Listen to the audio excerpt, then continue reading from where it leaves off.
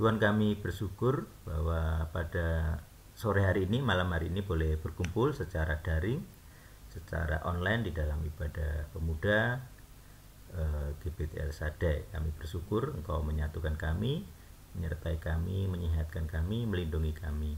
Semua dalam anugerah-Mu, semua dalam perlindungan-Mu.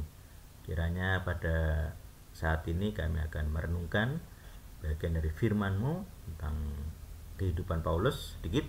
Kiranya Engkau memberkati kami, memberi kami pemahaman, memberi kami hikmat untuk memahaminya, juga supaya kami bisa mengkaitkannya dengan kehidupan kami sehari-hari.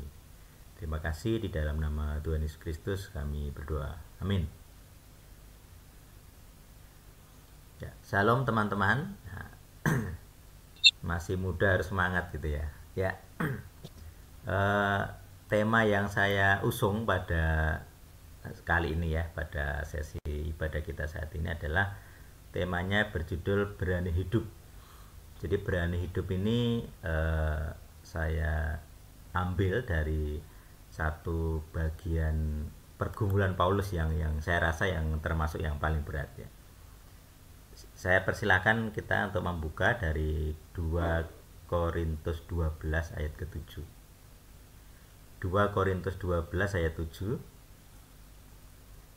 Silakan membacakan salah satu.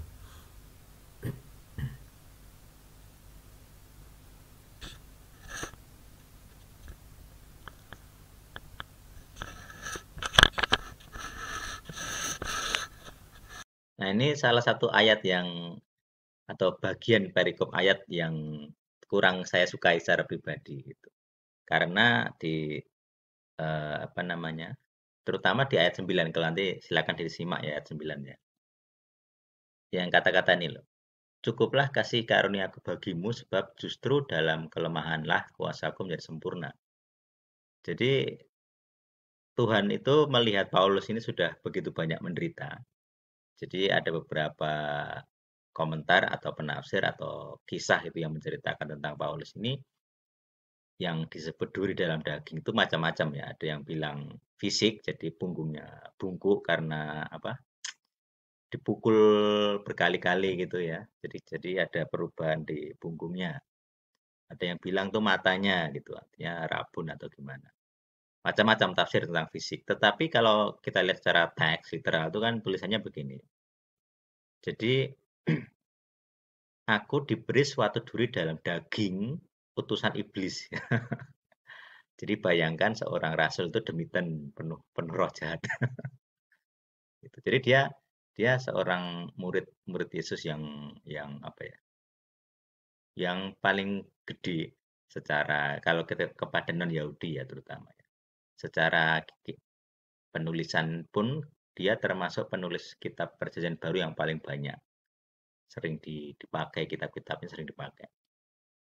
Dan katanya termasuk yang paling pinter gitu. Jadi golongan Farisi yang jadi Kristen dan karena Farisi dia pinter, pinter nulis, pinter ngajar, dampaknya besar gitu. Tetapi dia punya kelemahan, kelemahan spiritual atau kelemahan sifat ya. Itu dikatakan dia mengaku sendiri, jangan meninggikan diri supaya aku jangan meninggikan diri. Berarti kan dia punya tendensi untuk sombong, gitu ya, untuk mudah mudah bermegah atau sombong karena apa? Ya mungkin karena dulu dia pinter, punya strata sosial yang tinggi di Israel, kemudian eh, dia apa ya? Pokoknya dikatakan dia berkata dia mazhab yang paling keras di antara orang Yahudi sendiri gitu. Jadi dia merasa aku tuh paling rohani gitu ya. Makanya sekarang Tuhan mengizinkan yang disebut kelemahan itu apa? Setan. Utusan setan untuk mengganggu dia gitu ya. Supaya supaya Paulus ini jangan meninggikan diri. 3 kali berseru kepada Tuhan di ayat 8, tetapi Tuhan tidak mengangkat gitu ya. Jadi bayangkan seorang yang merasa, wah aku ini dekat dengan Tuhan, gerejaku besar. Dia kalau dihitung jumlah gereja dia ada berapa banyak, berapa puluh. Tiap kota bikin, tiap kota bikin. Gitu. Jadi dia kayak ketua sinodenya, gampangan gitu. Tetapi dia punya masalah itu, diganggu oleh setan yang selama ini dia lawan. Gitu. Dia begitu besar pelayanannya, tetapi diganggu setan. Dan Tuhan bilang nggak akan mengangkat. duri dalam dagingmu itu tidak akan diangkat. Kamu akan seperti itu terus sampai mati. Gitu ya. Jadi ini apa ya? Satu hal yang sebuah fenomena yang itu sikap Tuhan gitu. Kalau apa namanya? Tuhan itu menempatkan kita dengan posisi tertentu atau dengan kemampuan tertentu dengan sesuatu yang biasanya dibanggakan lah, entah itu prestis apapun, bisa tampang. Jadi kalau wajahmu tampan atau cakep gitu ya, itu prestismu gitu ya. Kemudian eh, harta juga bisa, relasi bisa, keluarga bisa gitu. Atau pendidikan atau apa ya, karir yang jelas gitu ya. Itu bisa membanggakan gitu ya. Nah, di sini perhatian Tuhan adalah bahwa supaya kita tidak meninggikan diri. Kalau ini khususnya Paulus kan dia rentan untuk jadi sombong gitu. Jadi dia punya duri dalam daging supaya tidak meninggikan diri. Jadi tema yang saya pergumulkan adalah berani hidup itu artinya berani hidup di dalam kondisi seperti Paulus ini. Bayangkan bahwa kayak Paulus ini sudah mencapai segala sesuatu di dalam kerohaniannya, kemudian jemaatnya banyak, tetapi ada satu kayak kerikil kecil yang mengganggu kehidupannya. Dan dia dilihat dia sudah 3 kali berseru sungguh-sungguh, artinya dia memang tidak menyukai kelemahan itu, tidak menyukai derita itu ya, karena gangguan setan itu. Tapi yang saya lihat di sini adalah itu perlu. Jadi kelemahan itu perlu gitu loh. Makanya saya bisa toleran dengan kelemahan saya sendiri ataupun kelemahan orang lain gitu. Jadi kalau kelemahan orang lain mungkin watak gitu ya. Jadi misalnya saya dengan tim saya sendiri pernah gitu ya. Jadi kebetulan pernah ke daerah Wonogiri di Lebes sana kan. Jadi jalannya agak naik gitu, terus nah kebetulan kan aku jinjit gitu ya, motorku jinjit, ora gadok gitu. Jadi posisi miring naik dan harus pelan karena kerigel-kerigel gitu. Akhirnya ora gadok, jatuh lah itu. Aku ketimpa motor. Nah, dia sudah pakai matic kan, udah geblas duluan. Aku teriak-teriak nggak, dia nggak dengar. Jadi masalah watak, konflik watak. Gitu. Jadi di dalam jadi hal itu bisa dianggap kelemahan. Gitu. Artinya kenapa dia nggak nunggu dulu dan macam-macam gitu ya. Jadi sampai di situ harus 3 orang yang bantu aku gotong apa menaikkan motor. Jadi aku bisa menerima gitu ya. Itu memang wataknya dia seperti itu. Dan aku tidak terlalu menuntut dia harus berubah atau apa ya. Aku yang adaptasi gitu. Karena aku merasa di dalam diri sendiri juga ada hal yang kuanggap tidak memuaskan secara watak atau secara kemampuan dan bisa berdamai dengan itu gitu. Artinya yang paling penting adalah berani hidup ini adalah kita berani mengenali diri kita itu poinnya, poin positifmu itu di mana, poin negatifmu di mana. Jadi daripada kita berkeluh kesah terus lebih baik kita mengenali. Oh, kalau saya lebih unggul di bidang ini, skill saya lebih banyak, ya saya akan mengejar itu, fokus ke situ. Kalau misalnya saya kurang cocok di area-area tertentu, ya saya tidak akan terlalu apa ya, mengejarnya atau tidak terlalu berambisi di situ gitu. Jadi saya bisa fokus kepada kelebihan saya untuk berguna bagi saya sendiri ataupun bagi jemaat Tuhan, bagi pekerjaan Tuhan, dan tidak terlalu pusing dengan hal-hal yang tidak bisa saya kerjakan atau saya tidak mampu gitu ya. Jadi kalau misalnya eh, kalau di skor gitu ya, misalnya kemampuan orang kan ada yang di bidang mikir, ada yang di bidang gerak apa ya istilahnya, pelayanan yang membutuhkan tenaga, ada yang di bidang keuangan gitu ya. Jadi yang misalnya punya keuangan banyak, uangnya banyak, mungkin disuruh mikir pelayanan nggak iso. Artinya dia beban mentalnya sudah di pekerjaannya dan dia tidak bisa kalau diharuskan ini gereja kita sebaiknya bagaimana itu tidak iso. Jadi kita harus jangan terlalu memaksa orang gitu.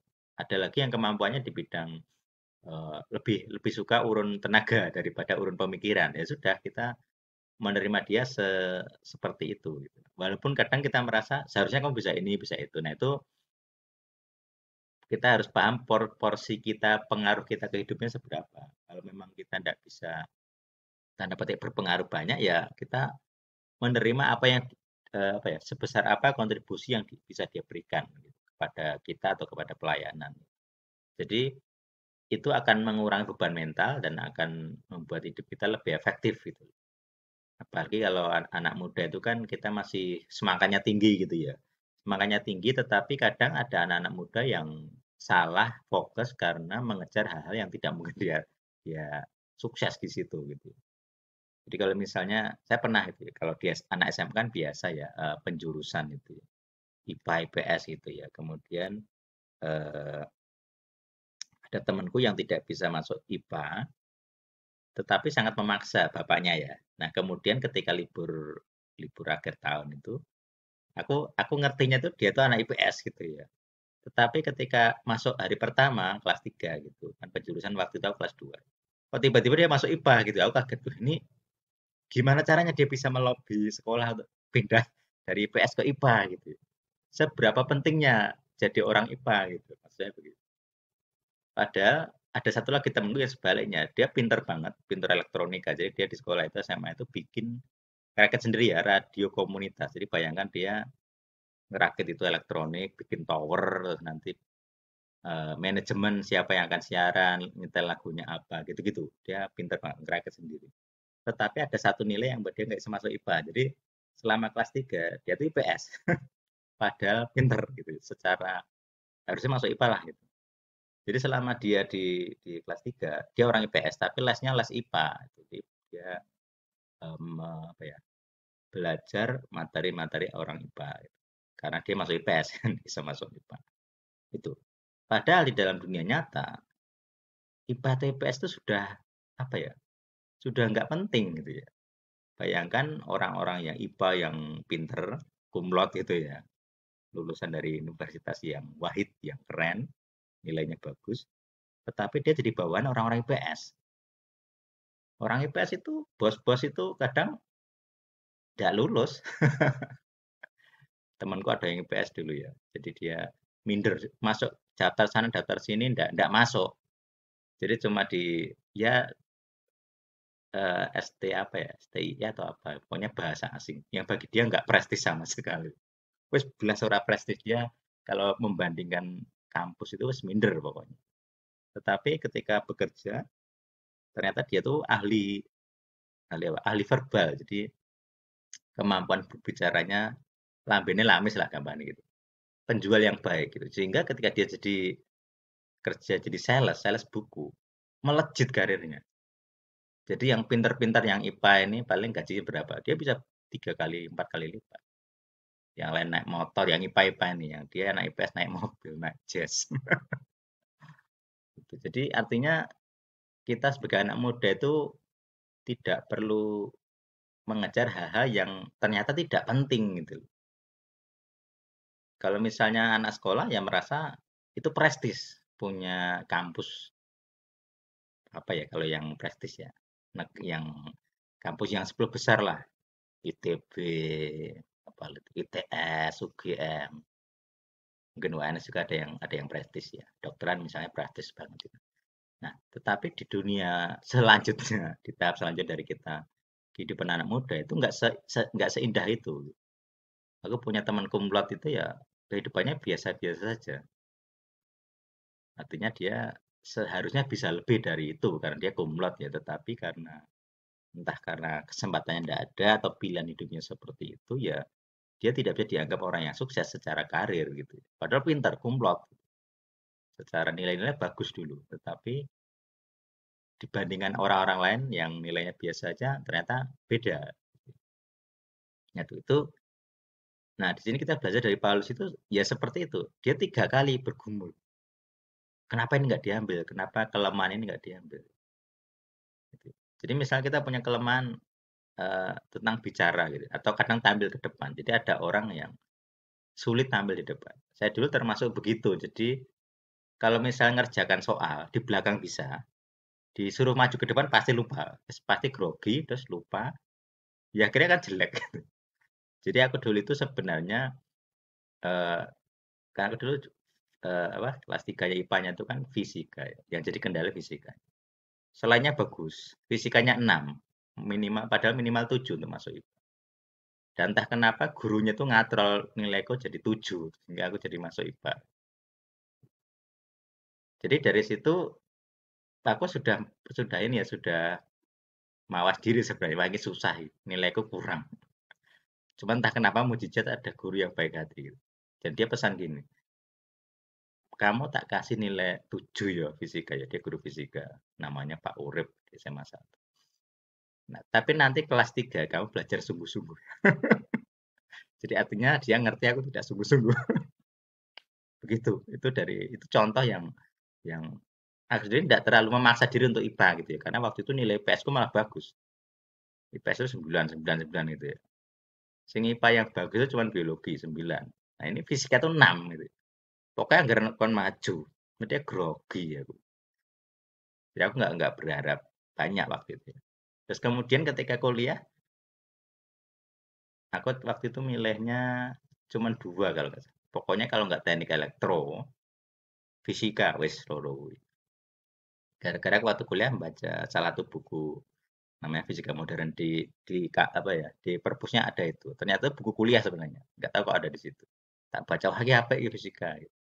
Terus karena pertimbangan biaya, terus tempat dan lain, di UNS waktu itu nggak ada, teknik elektro nggak ada. Wah, ya wes pilihanku cuma satu fisika. Aku wis tak tulis satu, karena ada 3 pilihan ya. IPA dulu 2 pilihan. Satu fisika, yang kedua kosong. Wis beriman nge, ora ketampa ya ora kuliah atau nanti cari kursus lain. Gitu. Karena aku merasa aku bisanya itu gitu ya. Jadi jurusan-jurusan lain nggak terlalu minatnya ndak ada. Nanti daripada saya ndak minat kuliah, ndak minat, buang-buang uang ya mending kalau ini nggak berhasil cari baru mikir gitu ya. Ya ternyata masuk gitu ya. Jadi pilihan pertama masuk. Nah, teman-teman yang lain sudah mikir, "Loh, kok kamu berani sekali, kendel gitu. Kursi jedok, liane kosong." Yang lain kan teman-teman itu sudah punya cadangan. Ada yang sudah daftar swasta, ada yang daftar di kampus lain selain satu itu ya. Pokoknya ada cadangan-cadangan. Saya enggak cuma itu tok. Begitu masuk, terus kuliahnya lama ya termasuk secara teori nggak pinter ya. Sebenarnya matematikanya. Jadi hitung-hitungannya nggak terlalu pintar. Akhirnya jurusan saya komputasi. Terus aku mikir lagi, aku orang fisika kok jurusanku komputasi. Ini kan komputasi itu kan komputer ya. Itu kan untuk orang-orang matematik atau orang Tekom ya saat itu ya, istilahnya. Teknik komputer atau ilmu komputer. Sehingga akhirnya kuliahku agak lama, 7 tahun. Udah mentok. Mentok, mau DO udah diancam DO. Harus sekarang mas ujiannya, kalau enggak repot. Gitu. Aku sudah mikir, wah daripada DO ya sudah. Padahal bab 5, bab 4 tuh belum selesai sebenarnya. Jadi ujian dengan kondisi draft yang belum selesai sebenarnya. Sehingga dikomentari sama pengujinya, "Loh ini teorinya panjang kok, bab 4, 5 kok pendek mentok." Batin saya daripada nggak ujian, Bu, gitu. Itu S1 saya gitu. Kemudian bapak saya nyuruh kuliah S2 gitu. Padahal saya udah capek nih kuliah, kuliah lulusnya suwe, biji ya ora kumlot gitu. Nek biji kumlot kan mending ya lanjut ya. Biji ya ora kumlot. Cuman disuruh lanjut, ya sudah saya ikut kan, mesti bayar ya. Nah, selama selama nah S2 ini mulai muncul pergumulan baru gitu ya, karena saya mendirikan pelayanan sendiri gitu kan. Kemudian mikir loh, saya kuliahnya ini kok apa, Tuhan mengarahkan ke situ, ini bagaimana gitu. Saya akhirnya malah kuliahnya juga keteteran gitu kan, terbagi 2 banyak, karena harus kerja juga kan, jadi nggak iso fokus juga. Malah DO gitu ya. Jadi S2 saya DO, 6 tahun melebihi batas waktu. Dari 7 tambah 6, 12 tahun kuliah. Terus sekarang ijazah saya nggak guna sama sekali. Saya dipanggil, saya sudah yakin saya dipanggil pelayanan gitu. Sekarang saya harus belajar teologi. Ora kuliah teologi, sinau teologi. Belajar konselor, belajar macam-macam. Karena saya bidang saya sekarang pelayanan gitu. Jadi semua teori dan semua pemahaman kuliah saya selama 12 tahun itu kayak kayak nggak guna. Kecuali satu, cara berpikirnya. Jadi cara berpikir eh, apa ya? Orang fisika itu masih saya pegang, tetapi pemahaman fisikanya kan tidak terlalu berguna, hanya untuk hobi sekarang gitu. Tetapi cara berpikir ini saya terapkan di dalam pelayanan gitu. Jadi saya belajar melayani orang dengan cara berpikir yang bukan orang teologi gitu, tapi pemahaman orang, fisika. Itu yang bagi saya itu ya kayak Paulus ini. Kenapa saya harus ngalami itu? Kenapa engkau memanggil aku dengan kondisi seperti ini? Kenapa nggak panggil orang lain saja? Kalau pelayanan ya orang teologi lah gitu. Kenapa saya harus sudah dulu saya punya mimpi karir, wis dadi dosen, duwe paten, duwe duwe duit kan itu. Paten komersil itu kan mahal. Sekarang saya harus kayak dibuang ke suatu negeri antah berantah, nggak punya apa-apa, nggak punya prestis, prestis saya hilang. Dulu prestis saya kuliah, sekarang prestis saya nggak ada. Nah itu yang jadi pergumulan. Tetapi eh, mungkin itu kalau kalau kita polanya Paulus adalah supaya tidak tinggi hati kalau Paulus. Nah, saya nggak tahu ini mungkin juga mirip seperti itu atau intinya adalah jejak-jejak kelemahan yang saya alami dengan pengalaman-pengalaman hidup saya seperti itu punya punya peran gitu untuk membentuk saya seperti saat ini.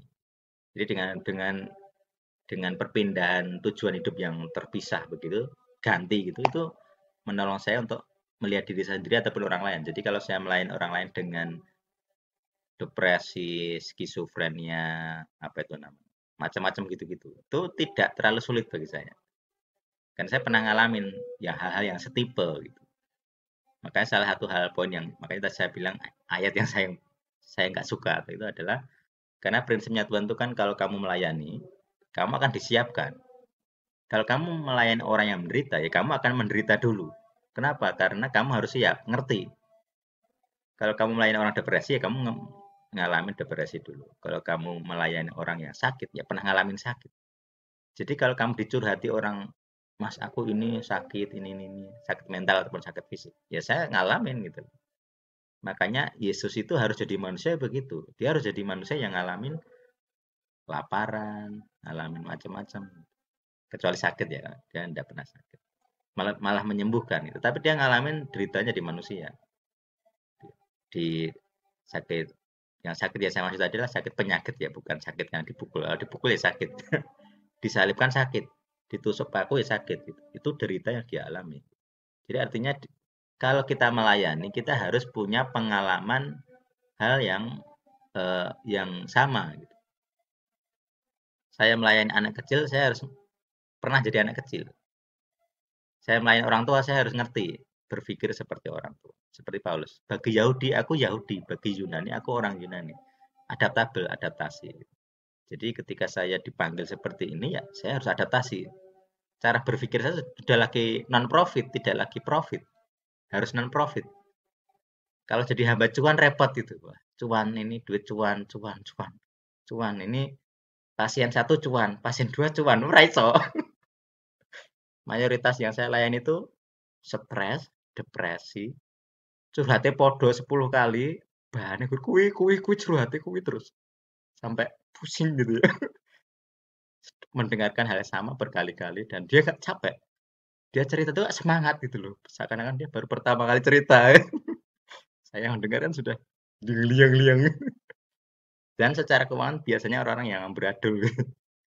Wis lagi melarat, curhat kan begitu. Kalau lagi sukses ya nggak mungkin orang cari konselor ya. Yang cari konselor itu yang ekonomi terganggu, rumah tangga terganggu, berarti putus pacar, di ghosting. Curhatannya kan ngono-ngono kuwi. Jadi mayoritas malah nggak bagi saya nggak cuan. Nah, tetapi yang standar saya minta berarti harus ada orang lain yang menyediakan supaya saya tetap hidup gitu kan. Ya, ternyata ada gitu. Jadi saya pikir, oh ya berarti memang Tuhan mengutus dan Tuhan memperlengkapi. Tetap walaupun kadang karena ini masih punya duri dalam daging ya. Jadi sesekali itu masih muncul gitu ya. Fase down, fase up, fase down, fase up. Itu masih muncul walaupun sekarang lebih bisa memanage gitu ya. Tetapi masih muncul. Nah, itu yang apa ya, yang ingin saya sampaikan gitu bahwa Paulus mengalami seseorang yang bagi mayoritas orang Kristen lah, gitu. Ini orang yang sangat luar biasa kerohaniannya, orang-orang yang sangat, eee, dekat dengan Tuhan, punya apa ya, pelayanannya bagus, punya banyak jemaat, tetapi ternyata tidak lepas dari yang namanya duri dalam daging, bah bahkan dia sendiri mengaku itu setan. Duri dalam dagingnya itu setan. Jadi artinya kalau kita, eee, punya kelemahan-kelemahan yang mengganggu itu, kalau bagi prinsip saya adalah selama saya masih hidup, yang satu, yang kedua selama saya masih berguna bagi pekerjaan Tuhan, itu ndak terlalu apa ya, ndak terlalu dipusingkan lah. Kalau misalnya orang kesulitan, misalnya kadang ada orang yang kalau di depan mesti khotbah itu masih ndredeg, minder atau grogi gitu. Ya nggak apa-apa, bagiku nggak apa-apa, malah bagus supaya apa, ya itu tadi jangan sombong, kalau kamu membanggakan dirimu, kamu nanti akan jatuh gitu. Makanya saya sendiri nggak terlalu alergi dengan kelemahan. Ada orang yang kelihatannya rohani, tapi biasanya pisuan itu, mulutnya kotor gitu. Kemudian saya pelajari hidupnya, oh dia begitu karena ada sejarahnya, pengalaman hidupnya seperti itu, lingkungannya seperti itu, dari keluarga tertekan gitu-gitu. Jadi saya tidak terlalu apa ya, memaksa orang memenuhi suatu standar yang sama, termasuk hal kerohanian. Oh, kalau kerohanian yang harus tiap pagi saat teduh atau apa, disiplin rohani, bagiku ndak terlalu, walaupun aku dididiknya seperti itu dulu ya, waktu SMA itu begitu. Tetapi sekarang aku ndak terlalu menekankan, "Kamu harus ini, kamu harus itu, kamu harus disiplin, kalau kalau enggak berarti kamu nggak rohani, atau kalau enggak kamu nggak dekat dengan Tuhan." Kalau saya nggak seperti itu, karena orang-orang yang saya layani nggak iso. Ada satu yang kena apa ya, kena masalah mental gitu. Jadi kalau bangun pagi itu pasti kayak orang stres. Jadi paling itu stabil mentalnya jam 10, jam 11. Jadi kalau disuruh melakukan disiplin rohani nggak bisa. Itu duri dalam daging dia. Ya, kira-kira seperti itu yang saya harapkan. Jadi kita berani hidup dengan diri kita, dengan apa adanya, dengan kelebihan dan kekurangan, dan berani untuk memaksimalkan potensi kita, mengabaikan kelemahan dan memaksimalkan potensi. Itu bagi saya lebih penting, bagi anak muda ya terutama. Itu anak muda itu masih semangat, itu jangan sampai semangat kita anak muda ini malah habis untuk, "Wah, aku kok nggak dapat ini, kok nggak kuliah di sini, kok nggak bekerja di sini, kok gajiku nggak sekian, kok nggak dapat pacar dia, kok nggak dapat suami dia." Hal-hal itu mengganggu, iya, kelemahan, iya. Tetapi kita harus sebagai anak muda ya, mumpung kita masih punya semangat, kejarlah yang kita mampu gitu, yang kita bisa. Talenta yang Tuhan berikan tuh begitu. Daripada kita punya talenta 5, kita mengejar yang ke-6, terus Tuhan mengambil yang ke-5 dikasih orang lain, yang ke-6 pun kita gagal gitu, kan rugi. Kita dikasih 5, kita ngejar 6, yang kita kejar gagal, Tuhan malah ambil yang 5 ini gitu. Jadi kita jadi orang malang, itu jadi banyak pemuda seperti itu. Makanya kalau kita jadi orang percaya, kita harus efektif mumpung muda, usia produktif, kita harus siap-siap gitu ya. Fokus kepada kemampuan kita, fokus kepada hal yang kita bisa, dan mengabaikan segala hal-hal yang tidak penting, yang mengganggu gitu. Kita menghabiskan tenaga untuk hal nggak penting dan kita pasti gagal. Banyak orang gagal karena mengerjakan hal yang dia tidak minat atau dipaksa, ya pasti gagal gitu. Kemampuan tidak ada, minat tidak ada, terpaksa itu pasti gagal. Jadi kita harus mulai mengenali diri kita tuh, eee, cocoknya di mana, kerja di air, di darat, atau di udara. Dodolan klambi, trading, apa dodol pit, nah misalnya gitu. Apa dadi pegawai, ada orang sih nggak cocok jadi pegawai, di depan komputer stres, pengennya di lapangan, itu nggak cocok jadi pegawai. Sales malah cocok, dodol apa kek nang pasar malah cocok, duitnya cepet masuk gitu ya. Nah gitu-gitu. Jadi daripada kita stres, "Kok Kak saya nggak seperti dia, saya nggak seperti dia." Ya kamu itu unik gitu ya. Jadi kamu tuh unggul di tempatmu. Kalau kamu ikan, disuruh terbang ndak bisa. Artinya kita harus mengenal diri kita, kepribadian kita juga macam-macam. Kalau kita introvert yang berat, untuk jadi pembicara handal, wis pesimis ya, berat. Latihannya berat. Kalau kamu banyak mulut ya, artinya suka ngomong, terus kamu jadi pemikir, ora iso, ora mungkin, kamu ndak usah mengejar hal yang banyak mikir gitu. Itu otakmu jeblok kan. Jadi kita harus mengenal diri kita tuh cocoknya itu di mana. Ndak usah kalau istilah saya ya, lebay gitu ya. Pengen ini, pengen itu, tiba gagal kabeh, kan rugi gitu. Energi kita rugi. Kalau kita anak teologi, fokus ke teologi gitu. Pelayanan. Gitu. Kemarin saya lihat di AIMI ada dilatih nyetir ya. Ya kayak gitu. Bermisi itu kemampuan nyetir itu penting gitu misalnya gitu. Jadi mandiri bisa naik motor, bisa naik mobil lah itu penting. Itu contoh fokus gitu ya daripada kita menghabiskan energi untuk hal-hal yang tidak penting, lebih baik yang penting aja. Itu yang saya harapkan kita bisa terapkan, bisa nyatakan atau bisa kita alami lah dalam hidup masing-masing. Jadi pertama, pesan terakhir adalah kenali dirimu, kamu cocoknya seperti apa. Kalau mau saya punya referensi untuk tes-tes macam psikologi, peran karunia gitu itu saya punya. Jadi saya ngerti, saya itu golongan 2% dari populasi. Jadi kalau orang anggap aku aneh, aku enjoy saja. Ya memang aku aneh. Watak aku itu 2% dari populasi. Aku INTJ, cara aku ngene iki. Cara aku ngomong gini, cara aku mikir begitu. 2% dari populasi. Jadi kalau 98% orang mengatai itu aneh, biasa wae. Memang begitu. Itu contoh saya memahami diri saya sendiri. Jadi kalau kalian bisa mengenal diri sendiri, nggak nggak akan stres. Kalau kamu menemukan apa istilahnya, kemampuan yang paling bagus di dalam dirimu, itu hidup itu lebih enak, nggak akan stres. Jadi yang biasanya orang stres, depresi, urusan cinta, urusan karir, urusan pendidikan itu bisa hilang. Kenapa? Loh kamu nggak cocok sama dia, dia tertib kamu enggak, itu kan konflik. Dia mau ketemu jam 7, kamu datang jam 8. Nah, itu jadi lebih mending orang yang sama-sama santai soal waktu gitu loh. Itu lebih cocok daripada mengejar hal yang nggak cocok. Gitu. Misalnya dia higienis, kamu enggak. Kowe mencet odol di ujung, dia di tengah. Dia bisa marah-marah. Kamu mencetnya dari tengah. Harus dari ujung, harus urut. Dari ujung sampai itu biar efisien. Ada orang yang seperti itu. Kamu hidupmu nggak efisien. Hal-hal sederhana tapi kelihatan nanti kalau ketemu berdua. Konflik jadi urusan odol jadi nggak jadi nikah gitu. Kan konyol gitu.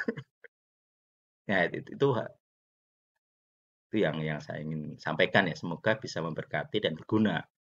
Karena ini penting dan berdampak bagi saya sendiri berdampak. Daripada saya bingung dengan masa lalu saya yang kuliah yang